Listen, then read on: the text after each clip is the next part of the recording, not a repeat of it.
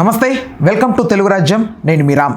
కడపలో వైఎస్ఆర్ విగ్రహానికి టీడీపీ జెండాలు చుట్టేసి అసలు విగ్రహమే కడపండి కూడా చేయడాన్ని వైఎస్ఆర్కి సంబంధించిన పార్టీ నేతలందరూ కూడా ప్రశ్నిస్తున్నారు. అయితే ప్రధానంగా దీన్ని తిప్పికొట్టే ప్రయత్నంలో టీడీపీ నేతలు మీరు ఎక్కడ పడితే అక్కడ వైఎస్ఆర్ విగ్రహాలు చేర్చితే మేము ఎక్కడ కట్టుకోవాలి ఇలా కొంతమంది మాట్లాడుతున్నారు.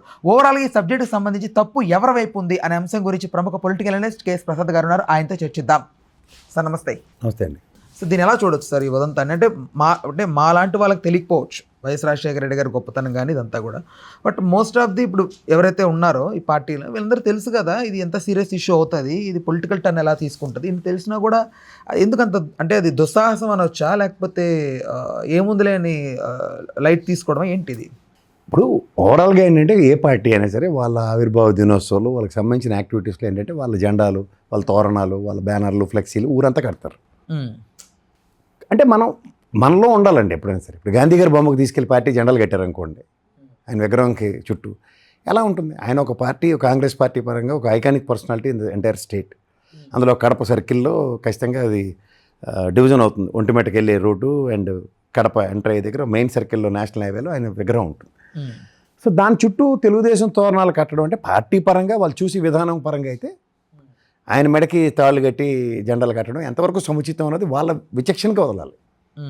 మీకు అర్థమవుతుంది. వాళ్ళ వ్యతిరేకించే పార్టీలను పట్టుకుని ఆ రోజు మా అధికారగానం మా దగ్గర ఉందన్న ప్రాస్పెక్టులో దాన్ని ఇచ్చేయడం అయితే ఒక్క దగ్గర కట్టకపోతే ఏమవుతుంది? రాజశేఖర రెడ్డి గారి విగ్రహం కాకుండా ఇంక మిగిలినంతా పసుపుమయమే చేశారు కదా కడప అంతా. ఎవరు కాదంటారు? ఎవరు కాదనలేరు కూడా. కడపలో మహానాడు జరుగుతుంది 3. ఇప్పుడు మనకి రోడ్డు బండ ఫ్లెక్సీలు కడతారండి మున్సిపాలిటీ వాళ్ళు. నెక్స్ట్ డే వచ్చి మేకలకు కోసి ఆకులు కత్తిలు అది పట్టుకొచ్చి పటాపట ఫ్లెక్సీలను తీసి వేసుకుని వెళ్ళిపోరు. మనం మేయర్ ప్రమాణ స్వీకారంకి ఆవిడ కట్టిన ఫ్లెక్సీకే మున్సిపల్ శాఖ మీద పెనాల్టీ వేసింది కదా. అలా మీకు ఎన్టీఆర్ ఆఫీస్ ఉంది ఇక్కడ, Telugu Desam party office, central office. దాని ఎదురుగుండా కేబీఆర్ పార్క్కి కాంగ్రెస్ తోరణాలు ఎన్ని కడతారు చూడండి. రౌండ్ ఇలాంటివి పెట్టి ఈ మధ్య కొత్త తరహా ఈ ఫ్లెక్సీలు కడుతున్నారు. ఇదేంటి మా ఆఫీస్ ముందు కట్టారని అవడం అంటే ఏమైనా అర్థం ఉందో దాంట్లో కూడా? ఇప్పుడు తెలుగుదేశం ఆఫీస్లో రేవంత్ రెడ్డి గారు గతంలో తెలుగుదేశంలో ఉన్నారు కాబట్టి మేము తెలుగుదేశం ఆఫీస్కి కూడా రేవంత్ రెడ్డి గారు ఫ్లెక్సీలు కాంగ్రెస్ కడతామంటే ఎంతవరకు బాగుంటుంది?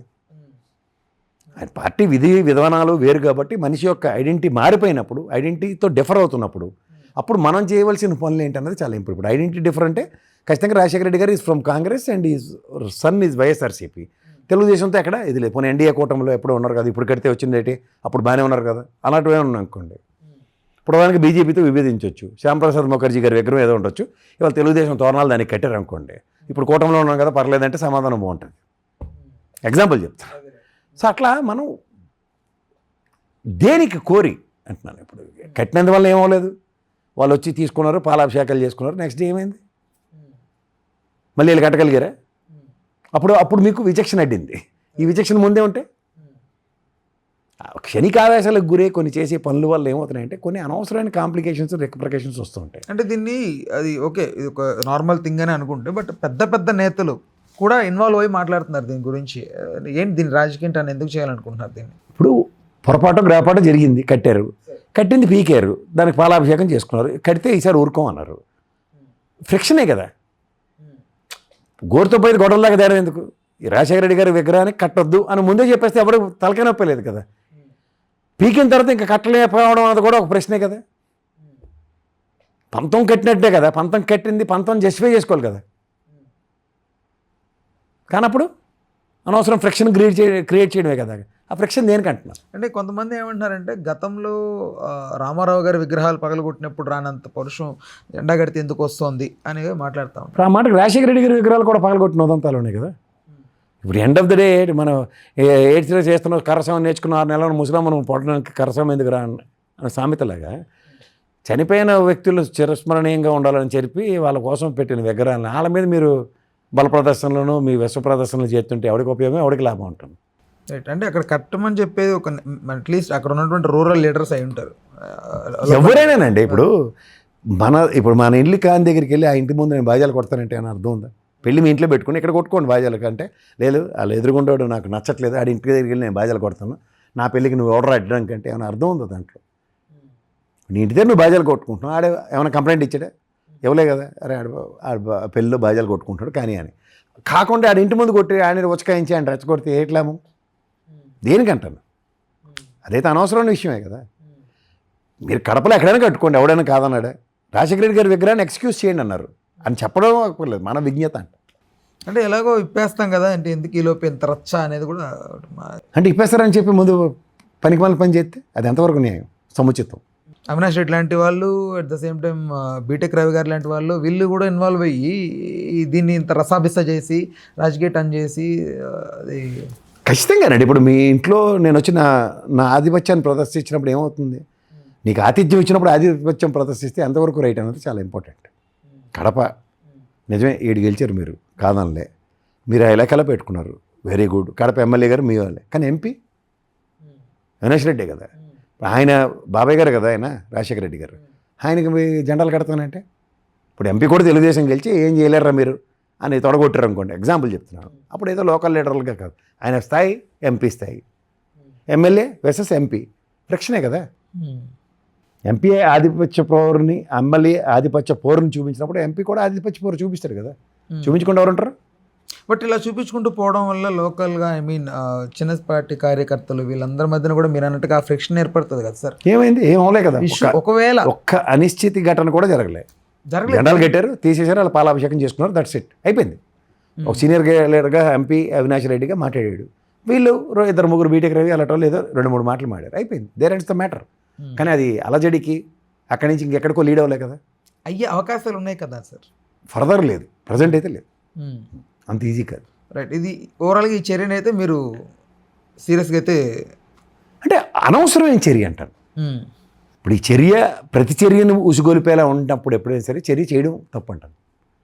చర్యకి ప్రతిచర్య లేదు, చర్య చేయండి, ఎవడైనా హర్షిస్తారు.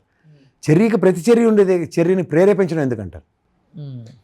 అంటే ఒక సుహృద్భావ వాతావరణంలో మహానుభావుడు రామారావు గారిని స్మరించుకుంటూ మీరు పెట్టుకున్న మహానాడు కడప వేదిక అయింది. గెలిచిన దర్పంతో మీరు పెట్టిన కడప కూడా మిమ్మల్ని హక్కుని చేర్చుకుంది. ఎందుకంటే దేవుని గడప, కడప అంటే దేవుని గడప. ఆ దేవుని గడపలో అహోబిలం దాటి మీరు వెళ్ళిన గడప, దేవుని గడపకి ఒంటిమెట్టకి కోతవేట దూరంలో దేవుని గడప సమక్షంలో అండ్ మా దేవదేవుడి యొక్క దగ్గర పైనుంచి కటాక్షంతో మీరు చేసుకున్నది సఫలీకృతమైంది. కానీ దాన్ని అనవసరంగా చిలికి గాలివాన్ చేసే పరిస్థితుల్ని అట్రిబ్యూట్ చేస్తూ చేసే కొన్ని చిలిపి చర్యల్ని, అంటే అది చిన్న చితక విషయం కాదు. ఓ పార్టీ 43 సంవత్సరాల లెగసీ ఉన్న పార్టీ 43 సంవత్సరాల వసంతాలు కంప్లీట్ చేసుకున్న తరుణంలో చేస్తున్న ఒక బృహత్తర కార్యక్రమానికి చిన్న చిన్న అవరోధాలు క్రియేట్ చేయడం ఎంతవరకు సముచితం అన్నది ఎవరైతే ఆ పని చేశారో వాళ్ళని ఒక హెచ్చరికతో అక్కడితో నియంత్రిస్తే పునరావృతం కాకుండా ఉంటాయి. అంటే వాళ్ళు ఎంత ధైర్యంగా ముందుకు వెళ్ళనున్నారో చెప్పే ప్రయత్నమా అలా కట్టడం? సార్ జెండా కడితే ధైర్యం ఏంటి సార్, నాకు అర్థం కాదు.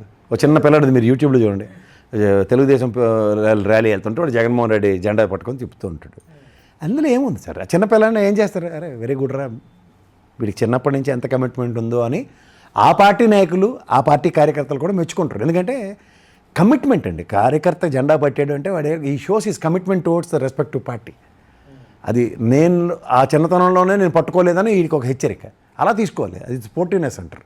అంతేకాని ఆడు చిన్నపిల్లడు కాబట్టి ఆడు ఏడు చేయలేడని ఆడు జెండా లాక్కుని ఆ తెరివే మా జెండా పట్టుకోరా, మా జెండా ఊపని అని బలవంతంగా ఇచ్చేయడం అది ఎంతవరకు అన్నది ప్రశ్న. అది చేయకుండా ఉన్న దాంట్లోంచి మంచి గ్రహిస్తే చాలా మంచిది. Right right sir. Okay sir, thank you sir. Hello, Telugu రాజ్యం ఛానల్ చూస్తున్నారా? సామాజిక రాజకీయ జీవన చిత్రణే తెలుగు రాజ్యం. అతిశయోక్తులు అసత్యాలు ఉండవు. రాజకీయ కోణం కాదు, ప్రజా కోణమే కొలబద్ద.